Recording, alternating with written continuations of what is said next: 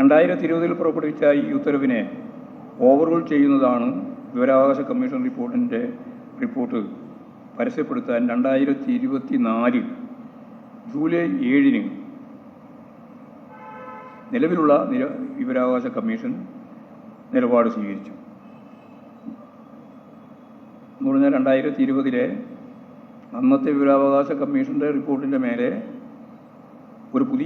അത് ഓവർറൂൾ ചെയ്ത് ഒരു പുതിയ വിധി 2024 ജൂലൈ 7 സർക്കാരിന് നിർദ്ദേശം നൽകിയിട്ടുള്ളത്.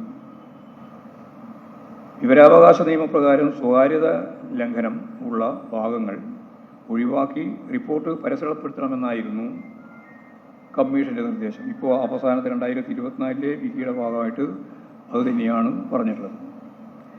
അവ ഏതെല്ലാം എന്ന് പരിശോധിച്ച് റിപ്പോർട്ട് പരസ്യപ്പെടുത്താൻ സർക്കാർ ഒരുങ്ങുന്ന ഘട്ടത്തിലാണ് തടസ്സ ഹർജിയുമായി ഒരു നിർമ്മാതാവ് ഹൈക്കോടതിയെ വീണ്ടും സമീപിക്കുന്നത്. റിപ്പോർട്ട് പുറത്ത് വിടുന്നതിനെതിരെ ബഹുമാനപ്പെട്ട ഹൈക്കോടതി ആദ്യം സ്റ്റേ ഉത്തരവ് പുറപ്പെടുവിച്ചു. പിന്നീട് ആ സ്റ്റേ വെക്കേറ്റ് ചെയ്തു. ഇതോടെ വീണ്ടും റിപ്പോർട്ട് പുറത്ത് വിടേണ്ടതിന് തയ്യാറെടുക്കുന്നതിനിടയിൽ മറ്റൊരു തടസ്സവാദവുമായി പ്രമുഖ നടി ഹൈക്കോടതിയെ സമീപിച്ചു. അതിന്മേലുള്ള നിയമ തടസ്സങ്ങൾ കഴിഞ്ഞ ദിവസമാണ് അവസാനിച്ചത്.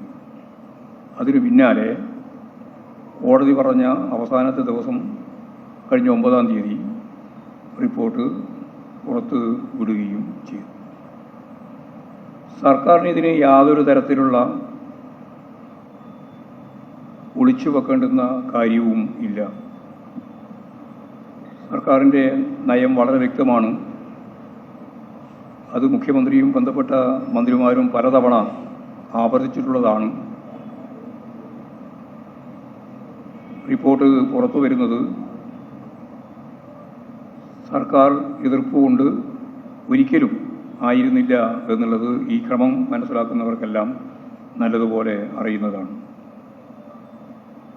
സിനിമയിൽ നിന്നുള്ള നിരവധി വ്യക്തികൾ കമ്മിറ്റികൾക്ക് മുമ്പേ ഉന്നയിച്ച വിവിധ ആരോപണങ്ങളുടെ സെൻസിറ്റീവ് സ്വഭാവവും അത് പരസ്യമായാൽ അവർ അഭിമുഖീകരിക്കേണ്ടി വന്നേക്കാവുന്ന പ്രത്യാഘാതങ്ങളും കണക്കിലെടുത്ത് സാക്ഷികളുടെ മൊഴികൾക്ക് പരിപൂർണമായും രഹസ്യാത്മകത ഉറപ്പുവരുത്താൻ കമ്മിറ്റി ശ്രമിച്ചതായും ഹേമ കമ്മിറ്റി റിപ്പോർട്ടിൽ ചൂണ്ടിക്കാണിച്ചിട്ടുണ്ട്.